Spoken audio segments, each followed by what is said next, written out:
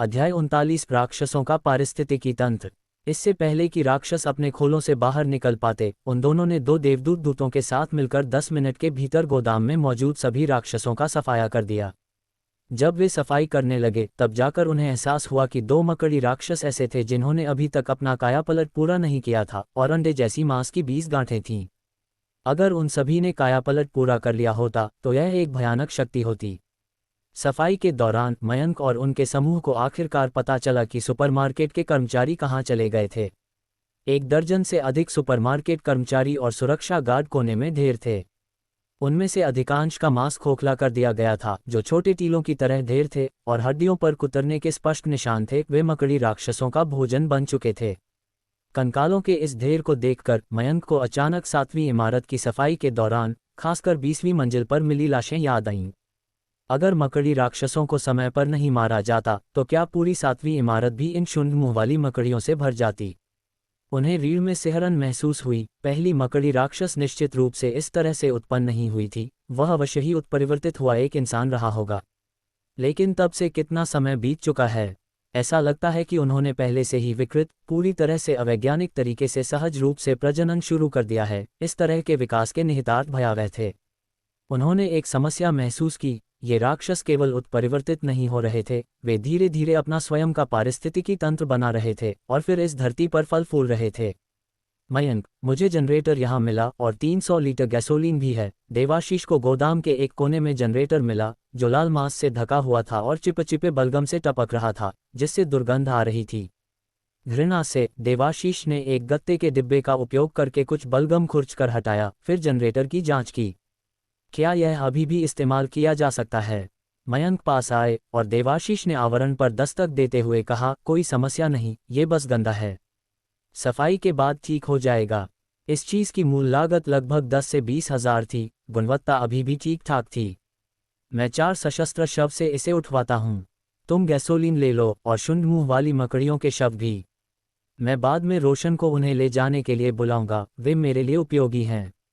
देवाशीष को अब इस बात पर कोई आश्चर्य नहीं हुआ कि मयंक को इन राक्षस शवों की आवश्यकता थी। उन्होंने कहा, ठीक है, मैं उसके साथ बाद में आता हूँ। हम उस बॉक्स ट्रक में सामान भर सकते हैं। 4 सशस्त्र शव जनरेटर के पास आया, जिसका आकार एक आयताकार बक्से जैसा था, लंबाई में लगभग 1 मीटर और चौड़ाई और ऊंचाई दोनों में 1 मीटर, जिसका वजन लगभग 4 से 500 किलोग्राम था। यह कोई छोटा उपकरण नहीं था। अपनी उन्नति के बाद देवाशीष इसे संभाल सकते थे, लेकिन उनके लिए घूमना फिरना असुविधाजनक था। हालांकि 4 सशस्त्र शव के लिए ये बच्चों का खेल था। उसने जनरेटर को अपने कंधे पर उठाया और बाहर कदम रखा। देवाशीष और मयंक ने बारीकी से उसका पीछा किया। हर एक गैसोलीन का एक बैरल ले जा रहा था और बाहर खड़े बॉक्स ट्रक की ओर बढ़ रहे थे। रोशन, मेरे साथ कुछ लोगों को लेकर कुछ सामान उठाने आओ। देवाशीष ने रोशन को सामान ले जाने में मदद करने के लिए बुलाया। वह झिझका, कहा, लेकिन यहाँ कौन ध्यान रखेगा? मयंक ने पहले उसे सामान ले जाने में सहायता के लिए यहीं रुकने का काम सौंपा था, लेकिन अगर वह अब चला गया तो यहाँ कोई और नहीं रहेगा। मैं यहाँ ध्यान रखूंगा, तुम बस बूढ़े देवाशीष के साथ चले जाओ। फ्लैटबेड ट्रक पहले ही आधा भर चुका था, जिसमें बड़ी मात्रा में डिब्बाबंद भोजन, सूखे प्रावधान, पानी और अन्य संसाधन थे। कई निजी कारों की डिग्गियां भी आधी भरी हुई थीं और उन्हें लोड करने में ज़्यादा समय नहीं लगेगा। ठीक है, मैं तुरंत जाता हूँ। रोशन लोगों को शून्य मुंह वाली मकड़ियों के शव को संभालने के लिए ले गया, जबकि चौथी इमारत के लोगों ने लगभग अपनी गाड़ियां लोड करना समाप्त कर दिया था। बापू पास आया और कहा, भाई, क्या हमें आप लोगों का इंतजार करना चाहिए और एक साथ वापस जाना चाहिए? बापू एकजुट होने के लिए उत्सुक था, क्योंकि मयंक की जबरदस्त ताकत ने उसे प्रभावित किया था। मयंक की मदद से इस सर्वनाश के बाद की दुनिया में उनके जीवित रहने की संभावनाएं अधिक होंगी। 10 से अधिक कारों का शोर बहुत अधिक है, इससे और भी अधिक राक्षस आकर्षित होने की संभावना है। जैसे ही वे बोले, धुंध से धीमी गुर्राहट गूंजी। उनके लोडिंग प्रक्रिया के दौरान सड़ी त्वचा वाले चूहों और अन्य राक्षसी चूहों जैसे जीवों ने कई हमले किए थे, जिन्हें समूह ने बिना किसी हताहत के सफलतापूर्वक खदेड़ दिया था। हालांकि एक स्थिर वाहन और एक चलते हुए वाहन से पूरी तरह से अलग आवाजें निकलती हैं। बापू की अभिव्यक्ति थोड़ी बदल गई क्योंकि वह इस सिद्धांत को समझ गया था। उसने कहा, तो फिर भाई, हम पहले चलते हैं। एक बार परिसर में वापस आने के बाद हम संपर्क करेंगे। आपूर्ति की तलाश एक दीर्घकालिक योजना नहीं है। मैं कुछ दिनों में पुलिस स्टेशन की जांच करने की योजना बना रहा हूं, जो कहीं अधिक सुरक्षित होना चाहिए। आपको इस बारे में सोचना चाहिए, भाई। Police station. बापू की विचार प्रक्रिया स्पष्ट थी। अगर आम लोगों में बचे हुए लोगों का एक निश्चित अनुपात हो सकता है, तो पुलिस स्टेशन जैसी जगह वास्तव में बहुत अधिक सुरक्षित होगी, क्योंकि वे सशस्त्र हैं। लेकिन मयंक वहां नहीं जाएंगे। उनके लिए एक पुलिस स्टेशन की सुरक्षा एक बेड़ी थी। जब तक वह मजबूत नहीं हो जाते, तब तक उन्होंने अपनी क्षमताओं को इन शक्तियों के तहत उजागर करने की योजना नहीं बनाई, भले ही उनका स्वरूप अच्छा हो या बुरा। मेरा एक अन्य गंतव्य है। बापू हैरान दिखा। वह और समझाने की कोशिश करना चाहता था, लेकिन मयंक टस से मज नहीं हुए, और पीछे की कार से उनके साथी उन्हें बुला रहे थे। बूढ़े बहादुर, जल्दी करो, और राक्षस आ रहे हैं। कोहरे से कार के इंजन की आवाज से हलचल पैदा हुई। 3 और 4 सशस्त्र शव हाथों और पैरों से जमीन को पीटते हुए आगे बढ़े। बापू की अभिव्यक्ति थोड़ी बदल गई। उनका देवदूत दूत कार्रवाई में कूद पड़ा। उसका खुला जबड़ा एक राक्षस शव की गर्दन पर झपट पड़ा। मयंक का 4 सशस्त्र शव भी चला। 2 राक्षस शवों का सामना करने से पहले उन्हें पकड़ लिया और एक शक्तिशाली पकड़ के साथ उनकी गर्दन मरोड़ दी। एक और अचानक राक्षस हमले के साथ बापू को पता था कि वे अब और नहीं रुक सकते। शोर बहुत अधिक था। मयंक निश्चित रूप से ठीक होंगे, लेकिन उन्हें इतना पक्का नहीं था। धन्यवाद भाई, लेकिन ऐसा लगता है कि हमें अभी निकलना होगा। बापों का काफिला धीरे धीरे कोहरे में गायब हो गया, और धुंध की धीमी गुर्राहट दूर होती गई, क्योंकि उनके शोर ने कुछ राक्षसों को दूर खींच लिया।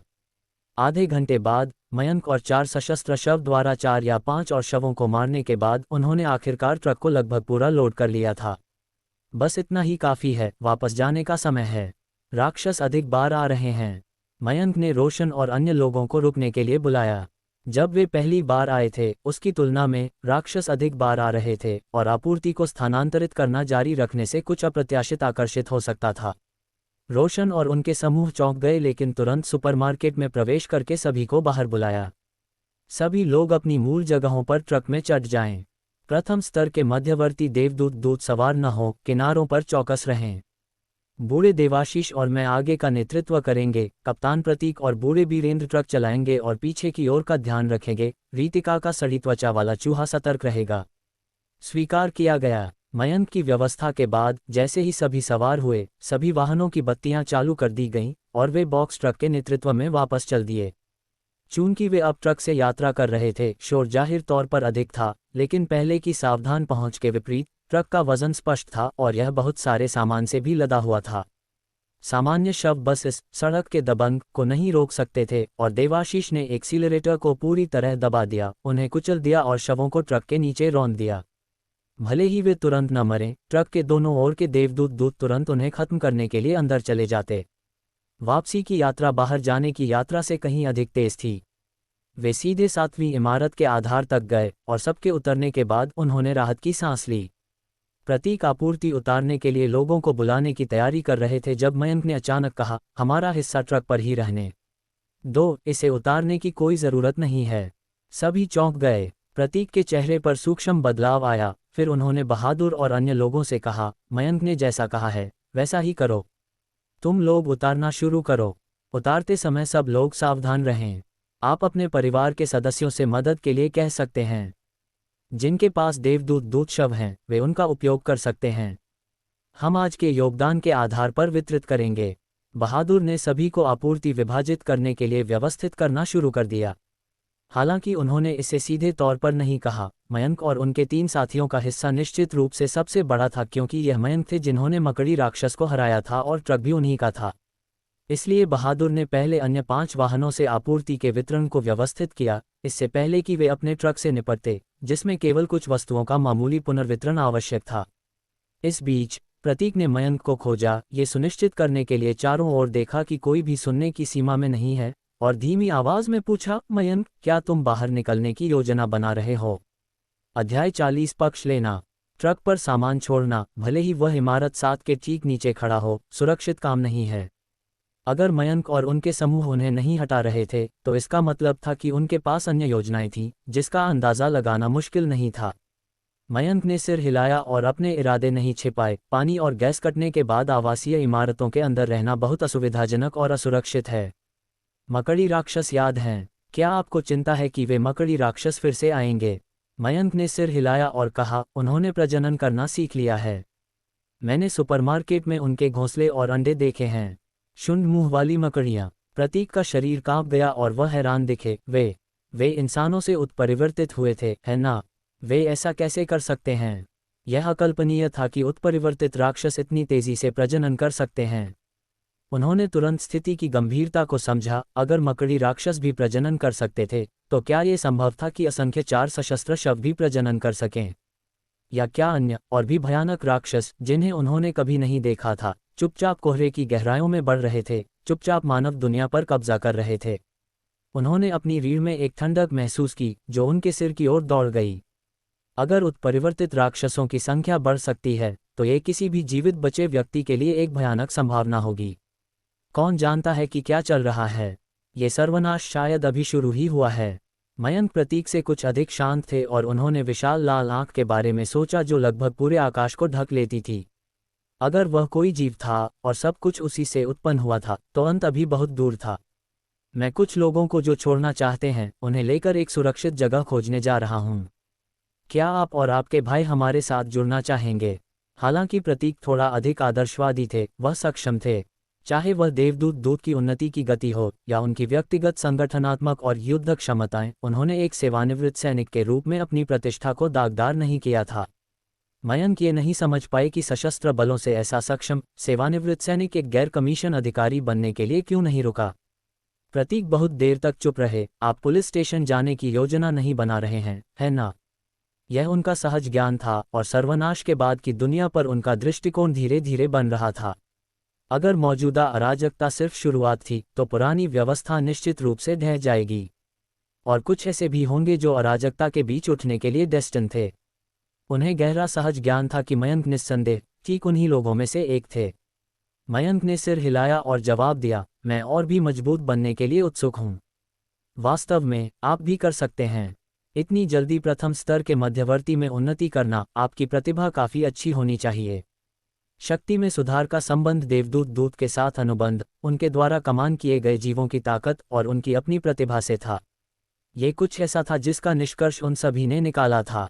आखिरकार वे सभी एक ही सुरक्षा टीम से थे और उन्होंने लगभग एक ही समय में अनुबंध किया था। लेकिन बहादुर को प्रथम स्तर के मध्यवर्ती बनने के लिए थोड़ा अधिक समय चाहिए था।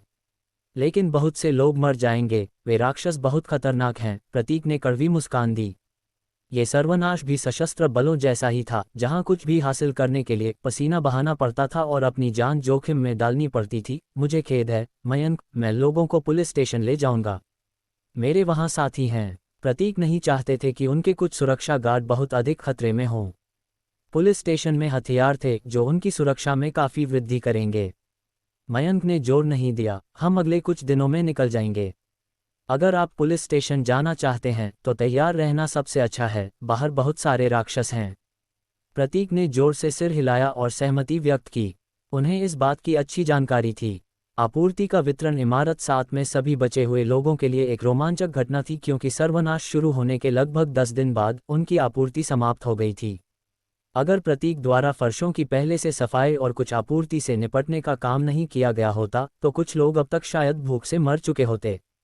इस सफाई में 10 स्वयंसेवकों में से लगभग सभी ने एक दोस्त या रिश्तेदार का प्रतिनिधित्व किया, जिसका मतलब ये भी था कि जो लोग बाहर नहीं गए थे, उन्हें भी एक हिस्सा मिला।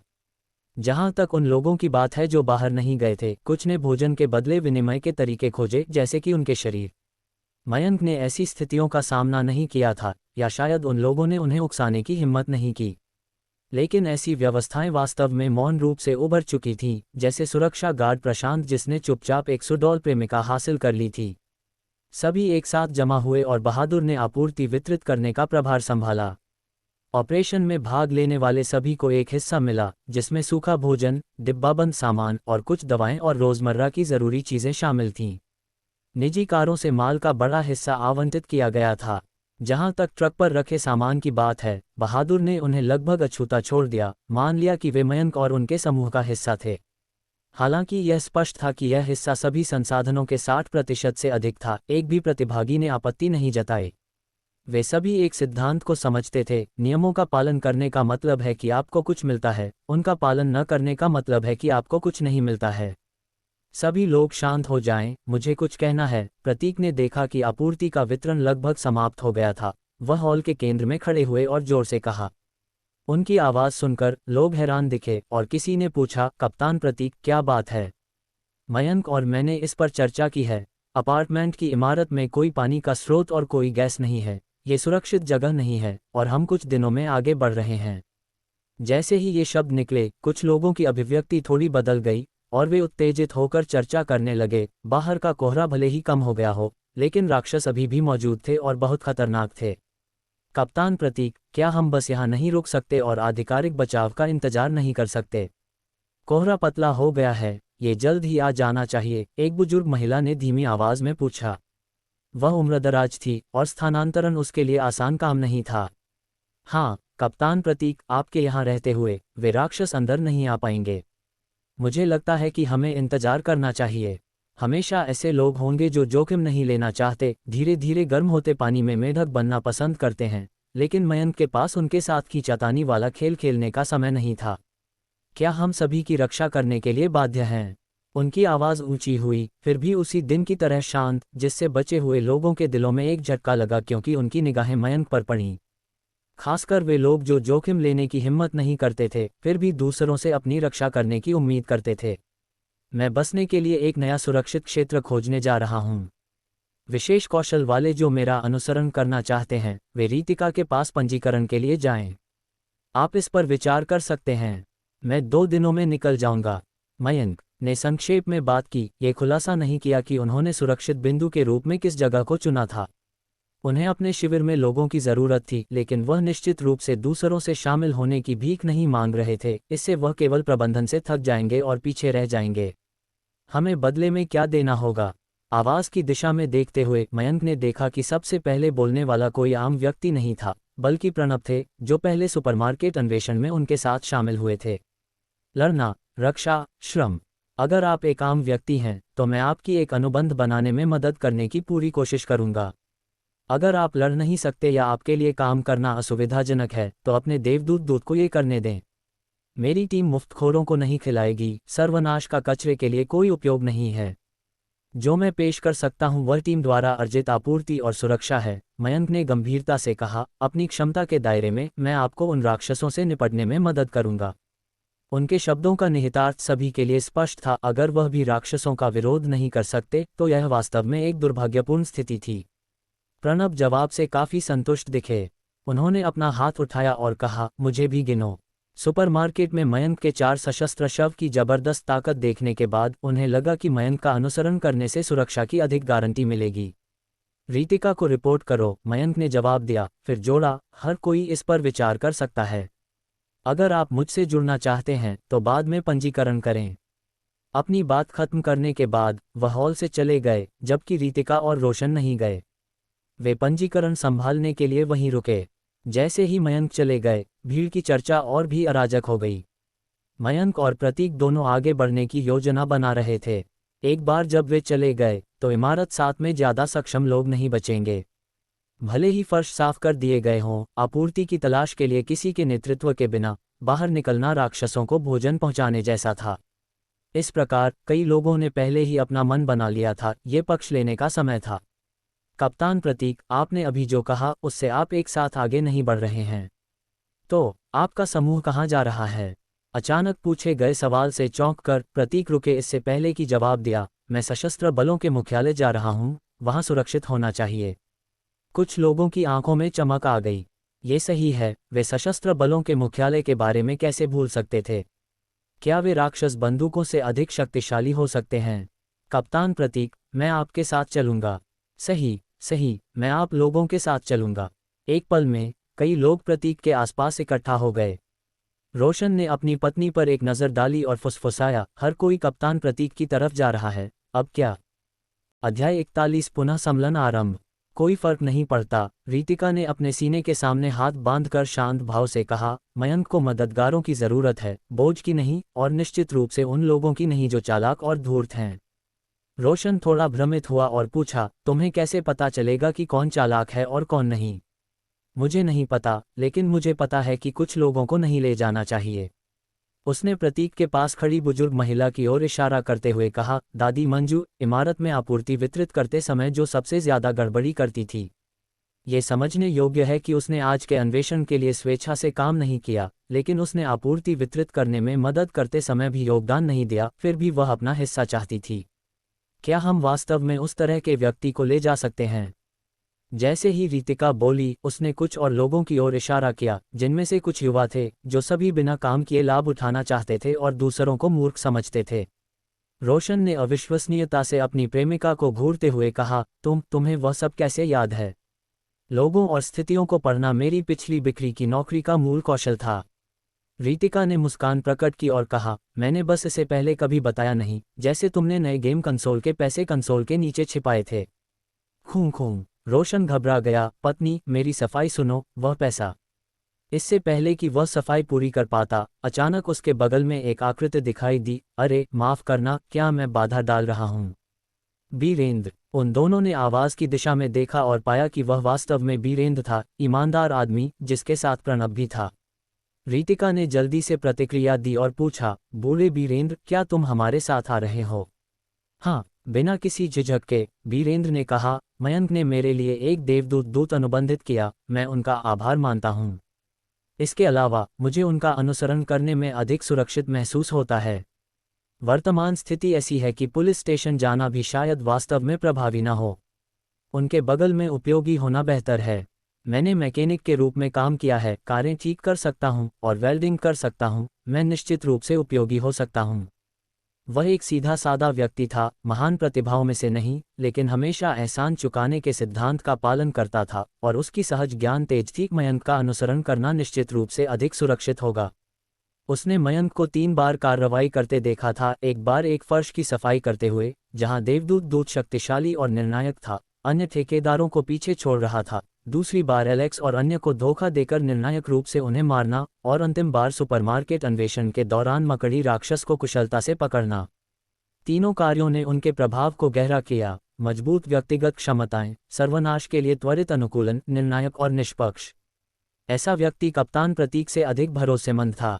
उनकी निर्णायकता को देखकर रितिका की मुस्कान और भी चमकदार हो गई और उनकी आवाज़ मुलायम हो गई। हम 2 दिनों में निकल रहे हैं, तुम बेहतर होगा कि अपनी पत्नी के साथ कुछ चीज़ें पैक कर लो, जो कुछ भी ले जाना है उसे इकट्ठा कर लो, ट्रक पर सामान के लिए अभी भी कुछ जगह है। मुझे पता है, मैं वापस जाकर नेहा को पैकिंग में मदद करने के लिए कहूँगा, किसी को पीछे नहीं रोकूंगा, उन्होंने आश्वासन दिया। बीरेंद्र भाग्यशाली थे, उनके परिवार में से कोई भी राक्षस नहीं बना था। उनकी पत्नी, नेहा और बेटी प्रिया सुरक्षित थीं। उनके ठेकेदार बनने के बाद उन्हें आपूर्ति तक भी पहुंच मिली और वे काफ़ी अच्छी तरह से जी रहे थे। चिंता मत करो, मयंक को तुम्हारी पत्नी को भी एक देवदूत दूत अनुबंधित करने में मदद करनी चाहिए, वह बोझ नहीं बनेगी। ये सुनकर बीरेंद्र मुस्कुराए, एक साधारण और ईमानदार अभिव्यक्ति दिखाते हुए। दीदी रितिका, मैं भी आप सभी के साथ जा रहा हूँ।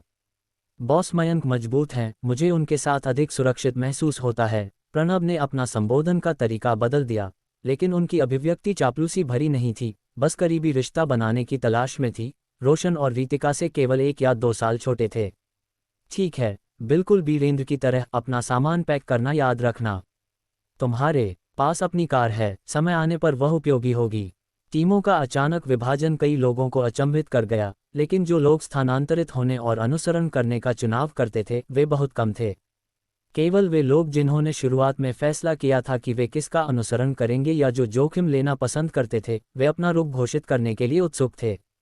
कई अन्य लोग अपने अगले कदमों पर विचार कर रहे थे, फायदे और नुकसान का आकलन कर रहे थे, पूरी तरह से अपनी रक्षा कैसे करें यह निर्धारित करने के बाद ही कोई विकल्प चुन रहे थे। और कुछ, खासकर वे जो ठेकेदार बन गए थे, उन्हें अब अपने परिवार के सदस्यों को खोजने की जरूरत थी, क्योंकि उनके पास ऐसा करने के लिए कुछ शक्ति थी। हालांकि प्रतीक और मयंक के फैसले ने इमारत 7 के सभास्थल पर नई लहरें पैदा कर दी, और इस बार यह आसानी से शांत होने वाला नहीं था। भर्ती का काम रितिका को सौंपने के बाद मयंक ने हस्तक्षेप करना बंद कर दिया, जबकि देवाशीष सूची और पैकिंग के लिए जिम्मेदार थे। जब तक रात नहीं हुई और पूरी इमारत 7 एक बार फिर शांति में डूब गई, तब जाकर मयंक आखिरकार अपने अपार्टमेंट से बाहर निकले। वह पहली मंजिल पर बहादुर के दरवाजे पर पहुंचे, जो अभी भी पहरेदारी पर था, लेकिन उसका साथी अब युवा प्रशांत नहीं था, यह कोई और था। भाई बहादुर, तुम अभी भी मुख्य द्वार की पहरेदारी कर रहे हो। प्रशांत कहाँ है? उनका अभिवादन करने के बाद बहादुर ने थोड़ा सिर हिलाया। वह बच्चा, उसने एक। जाने दो, चलो इसके बारे में बात नहीं करते हैं। वह झिझके, जाहिर तौर पर एक प्रेमिका का उल्लेख करना चाहते थे, लेकिन बेहतर सोचा। क्या वह इतना मूर्ख था कि यह सोचे कि एक प्रेमिका के लिए आपूर्ति का आदान प्रदान विश्वसनीय था? उनके कार्य उचित थे या नहीं, ये कहना उनका काम नहीं था, इसलिए उन्होंने जानबूझकर विषय बदल दिया। मयंक, क्या तुम सो नहीं पाए? मयंक ने सिर हिलाया और कहा, कृपया मेरे लिए दरवाज़ा खोल दें। मुझे थोड़ी देर के लिए बाहर जाना है, मुझे कुछ काम है। बहादुर की अभिव्यक्ति जम गई। अगर यह कोई और होता तो वह उन्हें बाहर नहीं जाने देते, चाहे मामला कुछ भी हो। रात में बाहर जाने पर राक्षसों को आकर्षित करने का जोखिम था। हालांकि उन्होंने दिन के दौरान कुछ शवों को साफ कर दिया था, वे केवल पार्किंग क्षेत्र के पास थे। पूरे परिसर में कितने राक्षस थे यह कोई नहीं जानता था। लेकिन चूंकि मयंक पूछ रहे थे, यह एक अलग मामला था। वास्तविकता पर लौटते हुए उन्होंने कहा, ठीक है, लेकिन अगर तुम्हें मदद की ज़रूरत है तो बस कहना। शर्माना नहीं। मयंक मजबूत और समझदार थे, अधिकांश युवाओं की तुलना में अपनी शांति बनाए रखने में बेहतर थे जिन्हें बहादुर ने देखा था, इसलिए स्वाभाविक रूप से उन्होंने उनके काम के बारे में आगे पूछताछ नहीं की। बात करते हुए उन्होंने बड़ा लोहे का गेट खोल दिया। मयंक ने उन्हें धन्यवाद दिया, एक दीपक वृक्ष क्रिस्टल निकाला और फिर तेजी से इमारत 7 से बाहर चले गए। उनके पीछे का गेट जोर से बंद हो गया और स्वचालित रूप से लॉक हो गया। दीपक वृक्ष से निकलने वाली रोशनी ने आसपास के क्षेत्र को रोशन कर दिया। मंद पीली रोशनी ने आसपास की हर चीज को विकृत कर दिया, जिसमें एक गर्मागर्म रोशनी की स्पष्टता की कमी थी, लेकिन एक गहरा भयानक एहसास दे रहा था जो काफी डरावना था। एक सब्बल लिए हुए मयंक ने 4 सशस्त्र शव का नेतृत्व किया, सीधे आज सुबह की स्मृति का पालन करते हुए पार्किंग क्षेत्र तक गए। कोहरा उन्हें दूर से घेर रहा था, जिससे रात में उनके पैरों की आहट स्पष्ट हो गई। शायद इसलिए कि उन्होंने दिन में क्षेत्र साफ कर दिया था, उन्हें रास्ते में राक्षसों के हमले का सामना नहीं करना पड़ा और जल्द ही वह और 4 सशस्त्र शव पार्किंग स्थल पर पहुंच गए। गाड़ी के बाद गाड़ी कोहरे में ढकी हुई थी, मुश्किल से काली छाया के रूप में दिखाई दे रही थी। मयंक ने चारों ओर देखा और दिन की तुलना में कम कारें नोट की, जाहिर तौर पर कुछ जीवित बचे लोग चले गए थे। 1, 2, 3, 20 कारें काफ़ी होनी चाहिए, मयंक ने कारों को गिना। हालांकि कुछ गायब थीं, उन्होंने सोचा कि इससे उनकी स्थिति पर महत्वपूर्ण असर नहीं पड़ना चाहिए और आदेश दिया, 4 सशस्त्र शव, सम्मेलन शुरू करो। 4 सशस्त्र शव आदेश का पालन करते हुए निकटतम कार की ओर चला, अपने हाथ वाहन पर रखे और उसका मास टैंडल में बदल गया जो लगातार कार के धातु के फ्रेम से चिपकता और सम्मिलित होता गया। LV2 सामान्य धातु 0.1%, 0.5%, 1%।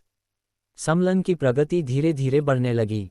मयंक चुपचाप बगल में देखते रहे क्योंकि 4 सशस्त्र शव ने कार की धातु संरचना को तेजी से निगल लिया। पिछले 2 सम्मेलनों की तुलना में इस बार 4 सशस्त्र शव की सम्मेलन गति स्पष्ट रूप से तेज थी। लेकिन साथ ही, क्योंकि यह LV2 से LV3 में उन्नयन कर रहा था, इसे काफ़ी अधिक धातु की आवश्यकता थी और कार का पूरा हुड सम्मिलित हो गया था, लेकिन कुल सम्मेलन डिग्री केवल 8% तक पहुंची थी। मयंक धैर्यवान थे। सब बल के साथ पहरेदारी करते हुए उन्होंने 4 सशस्त्र शव में बदलावों को ध्यान से महसूस किया। जैसे जैसे समय बीतता गया, लगभग 15 मिनट बाद एक कार का धातु ढांचा लगभग पूरी तरह से गायब हो गया था, केवल सीटों और पहियों जैसे हिस्से बचे थे जो कचरे की तरह ढेर हो गए थे। 40% सम्मेलन प्रगति, ये गति स्वीकार्य है। जारी रखो, उन्होंने अवलोकन किया। केवल 10 मिनट से अधिक समय में एक कार, लगभग 1800 पाउंड, से धातु का सम्मेलन करना सहनीय था। जल्द ही 4 सशस्त्र शव एक कार से दूसरी कार में चला गया, गैर धातु भागों को जमीन पर छोड़ दिया, जिसमें बैटरी और बहता हुआ गैसोलीन शामिल था, जिससे धीरे धीरे एक अप्रिय गंध पैदा हुई। सामान्य तौर पर यह गैसोलीन भी एक महत्वपूर्ण संसाधन होगा, जिसे दक्षता को अधिकतम करने के लिए सम्मेलन से पहले एकत्र करना सबसे अच्छा था, लेकिन मयंक के पास उसके लिए ऊर्जा नहीं थी। जब तक वे चौथी कार तक पहुंचे, तब तक सम्मेलन डिग्री आखिरकार पूरी हो गई। LV3 सामान्य धातु सम्मेलन पूर्ण, धातु नियंत्रण जूनियर, कौशल अधिग्रहित। अध्याय 42 धातु नियंत्रण। धातु नियंत्रण जूनियर। 4 सशस्त्र शव ने LV3 साधारण धातुओं के साथ सम्मेलन पूरा कर लिया और उसका शारीरिक स्वरूप बहुत नहीं बदला, अभी भी लगभग 2.5 मीटर लंबा, लेकिन एक नई ताकत उसके शरीर के भीतर उमड़ उठी। ये शारीरिक कौशल नहीं है, लेकिन धातु नियंत्रण के साथ इसकी क्षमता खराब नहीं होनी चाहिए, है ना? मयंक की आंखों में खुशी की एक चमक आई, फिर उन्होंने तुरंत अपना मन शांत किया, कौशल को ध्यान से महसूस किया जबकि आदेश दिया, 4 सशस्त्र शव उस सफ़ेद कार पर कौशल का परीक्षण करो। 4 सशस्त्र शव सफ़ेद निजी कार की ओर बढ़ चला। जूनियर धातु नियंत्रण हवा के माध्यम से धातु को पूरी तरह से हेरफेर नहीं कर सकता था, इसकी क्षमता तभी सक्रिय हुई जब उसके बड़े हाथ ने कार के दरवाजे को छुआ। धातु का कार का दरवाजा क्षमता के नियंत्रण में धीरे धीरे विकृत हो गया। मूल रूप से कठोर धातु मॉडलिंग क्ले की तरह मुलायम हो गई, फिर हेरफेर के तहत एक धातु के गोले में बदल गई। लगभग 20 किलोग्राम के धातु के गोले को हाथ में लेकर क्षमता ने धातु को प्रभावित करना जारी रखा, जिसने ऐसा व्यवहार किया जैसे वह जीवित हो, लगातार परिवर्तित होता रहा। एक पल में धातु के दस्ताने में और अगले पल 1 मीटर मापने वाले ब्लेड के साथ एक लंबी तलवार में। कुछ देर प्रयोग करने के बाद मयंक ने जूनियर धातु नियंत्रण की क्षमताओं की सीमा का मोटा मोटा आकलन किया। अधिकतम नियंत्रण दूरी 1 मीटर से अधिक नहीं, लेकिन जितना करीब क्षमता उतनी ही मजबूत। मुख्य क्षमताएं हैं धातु सक्रियण, आकार पुनर्निर्माण और कुछ हद तक संपीड़न और मजबूती। ये लड़ाई के कार्य से अधिक एक सहायक कार्य है। उन्होंने अपने मन में इस क्षमता की वर्तमान स्थिति का आकलन किया, लेकिन जल्द ही इस आकलन को उलटते हुए सिर हिलाया। ये सही नहीं है, सिर्फ सहायक कार्य नहीं। अगर उपयुक्त हथियारों के एक बैच को आकार दिया जाए और बढ़ाया जाए, तो यह 4 सशस्त्र शव और हम दोनों की लड़ाई की शक्ति को भी काफ़ी बढ़ा सकता है। उनका मन तल्लीन हो गया, 4 सशस्त्र शव के साथ संबंध और भी करीबी हो गया। फिर उन्होंने अपने शरीर के माध्यम से धातु हेरफेर क्षमता को तैनात किया। सफ़ेद कार से अधिक धातु हेरफेर के तहत विकृत हो गई, धीरे धीरे 4 सशस्त्र शव के हाथों में इकट्ठा हो गई।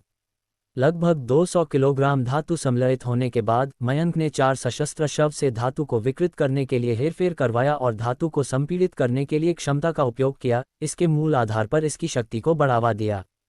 वह महसूस कर सकते थे कि साधारण भौतिक गहराई और संपीड़न की तुलना में इस प्रकार का संपीड़न स्पष्ट रूप से किसी प्रकार की ऊर्जा को एकीकृत करता था, ताकि बढ़ी हुई शक्ति केवल भौतिक संपीड़न से काफ़ी अधिक हो। उनके हेरफेर के तहत 2 तेज ब्लेड जल्दी से 4 सशस्त्र शव के हाथों में दिखाई दिए। लंबे हत्थे, लंबे ब्लेड और चौड़े तेज किनारे, ये शैली कुछ हद तक तलवारों और घोड़ा काटने वाली कृपाणों जैसी थी, लेकिन स्पष्ट रूप से बहुत भारी थी। हालांकि तांग तलवारें और मियाओ तलवारें अधिक स्टाइलिश थीं, मयंक और उनकी टीम ने जिन राक्षसों का सामना किया वे असामान्य रूप से बड़े और दुर्जय थे, जैसे कि मकड़ी राक्षस। इसलिए लंबे हत्थे वाली चौड़ी ब्लेड वाली कृपाणें काटने के लिए अधिक शक्तिशाली और निर्णायक थी, इसलिए मयंक ने ऐसे हथियार बनाने का फैसला किया। मयंक की अपनी तलवार का 40 सेंटीमीटर का हत्था, 1 मीटर का ब्लेड था और इसका वजन लगभग 30 किलोग्राम था, एक वजन जिसे उन्होंने अपनी वर्तमान ताकत के साथ स्विंग करने के लिए बिल्कुल सही पाया। 4 सशस्त्र शव की तलवार और भी बड़ी थी, जिसमें 60 सेंटीमीटर का हत्था और 1.2 मीटर का ब्लेड था। पूरी तलवार 1.8 मीटर लंबी थी और इसका वजन 100 किलोग्राम से अधिक था। जैसे ही मयंक ने अपनी तलवार पकड़ी, वजन उनके हाथ में धंस गया, कसकर पकड़ा और इसे स्विंग करना बेहद सहज महसूस हुआ। अगर वह किसी शव का सामना करते तो एक ही वार उसे उसकी रीढ़ की हड्डी के साथ 2 हिस्सों में विभाजित कर सकता था। एक हाथ पीछे की ओर तलवार पकड़े हुए, ब्लेड लंबा और प्रभावशाली, 4 सशस्त्र शव पूरी तरह से अत्याचारी योद्धा जैसा दिख रहा था। उसकी आभा और भी भयंकर थी। अगर एक मकड़ी राक्षस उसके सामने होता तो एक ही वार शायद उसे मार सकता था। मयंक ने संतुष्टि भरा भाव पहना, सोचते हुए, यह हथियार अच्छा है, हालांकि यह फिलहाल मुख्य रूप से सहायक है। हथियार गहराई से लड़ाई की शक्ति में वृद्धि लड़ाई कौशल से कम नहीं है, और यह सिर्फ जूनियर स्तर है। अगर इसे और बढ़ाया जा सकता है तो नियंत्रित वजन और सीमा भी बढ़नी चाहिए। उन्होंने किसी भी नए उभरे हुए कौशल को कम नहीं आंका, बल्कि इसके बजाय इस दुनिया में धातु को नियंत्रित करने का महत्व स्पष्ट था। बड़ी मशीन टूल्स और अन्य आधुनिक औद्योगिक शक्तियों को खो देने के बाद धातु का काम भी मनुष्यों के लिए एक चुनौतीपूर्ण कार्य था। 4 सशस्त्र शव, सम्मेलन जारी रखो। 4 सशस्त्र शव को कृपाण पकड़े रहने दिया। मयंक ने फिर तुरंत अगला सम्मेलन शुरू किया। पार्किंग स्थल में अभी भी 15.5 कारें थीं और LV4 साधारण धातुओं की एक सम्मेलन डिग्री असंभव नहीं थी। धातु पर नियंत्रण प्राप्त करने के बाद 4 सशस्त्र शव की धातु सामग्री के साथ संगतता स्पष्ट रूप से सुधर गई, जिससे एक कार की धातु का सम्मेलन काफ़ी तेज हो गया। इसे केवल 7 से 8 मिनट में भागों में कम कर दिया गया।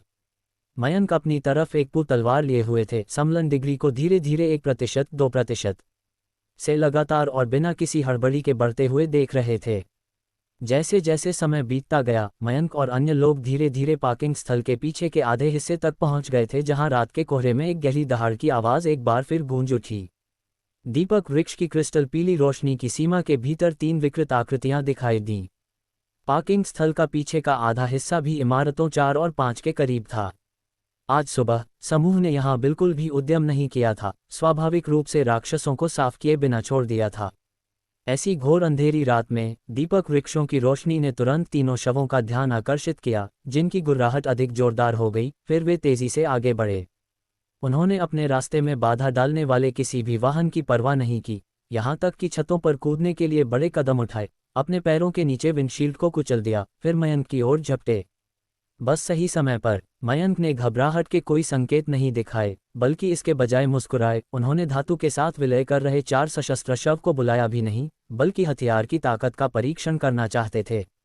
उन्होंने आगे कदम बढ़ाया, पहले शव से सामने मिले, दोनों हाथों से हत्थे को पकड़ा। उनकी तलवार गिलोटिन की तरह तेज गति से ऊपर से नीचे गिरी। क्रेक, तलवार की एक चमक, तेज ब्लेड ने शव के कंधे से तिरछा चीरा, खून तुरंत छलक गया। पहले संपर्क में ब्लेड पहले ही शव के शरीर को काट चुका था, उसके ऊपरी आधे हिस्से को पूरी तरह से अलग कर दिया। तेजपन बुरा नहीं है, मयंक अधिक उत्साहित हो गए। 2 और शव क्रमशः आगे बढ़े, उनके आंदोलनों में थोड़ा भी विलंब नहीं हुआ। सब्जियों को काटने की तरह शवों के सिर को काटते हुए बाएं और दाएं वार किया। ब्लेड खून से ढका हुआ था, वह तलवार के साथ खड़े थे। उनके चेहरे पर मुस्कान आ गई, खुद से सोचते हुए, ये सब बल से कहीं ज्यादा सुविधाजनक है। शवों से निपटने के बाद 4 सशस्त्र शव ने अंतिम कुछ वाहनों से धातुओं को विलय करना शुरू कर दिया, और समलन डिग्री धीरे धीरे 90% के करीब पहुंच रही थी। रात गहरी हो गई और आसपास के कोहरे की ठंडक अधिक स्पष्ट हो गई, वास्तव में तापमान में एक महत्वपूर्ण बदलाव पैदा कर रही थी। आवासीय क्षेत्र में झाड़ियां 10 दिनों से अधिक समय के बाद स्पष्ट रूप से पीली और सूख गई थीं, जो वीरानी की भावना का अनुकरण कर रही थीं। हालांकि मयंक के पास उस पल में इन चीजों के बारे में सोचने की ऊर्जा नहीं थी। अंतिम वाहन से धातु का विलय करने के बाद LV3 सामान्य धातु समलन की प्रगति 100% तक पहुंच गई। LV4 सामान्य धातु समलन सफल, ब्लैक आर्मर कौशल अधिग्रहित। कौशल समलन के साथ इस बार 4 सशस्त्र शव में एक महत्वपूर्ण परिवर्तन आया। उसका कद लगातार लंबा होता गया, मूल 2.5 मीटर से वह अचानक 3 मीटर की ऊंचाई तक बढ़ गया। मांसपेशियां अधिक उभरी हुई हो गईं, हर मांसपेशी कठोर लाल रंग के ग्रेनाइट के टुकड़े की तरह, और इस लाल रंग की त्वचा पर काले पैटर्न दिखाई देने लगे, सिर से शरीर तक फैलते हुए और मजबूत पैरों तक पहुंचते हुए। काले पैटर्न हल्के से दिखाई दे रहे थे, सामने की तरफ घने तराजू और छाती पर एक भूतिया चेहरा जैसा दिख रहा था, टैटू जैसा दिख रहा था, लेकिन करीब से देखने पर कवच जैसा बारी बारी से लग रहा था। ब्लैक आर्मर लपेटा, मयंक के एक विचार के साथ उन्होंने कौशल को सक्रिय किया। अचानक काले पैटर्न को रोशनी में देखा, एक ठंडी अंधेरी रोशनी विकिरण करते हुए, और फिर पैटर्न आपस में जुड़ गए। सामने एक भूतिया चेहरे और तराजू वाले शरीर के साथ मोटे चमकदार काले कवच का एक सेट बनाया।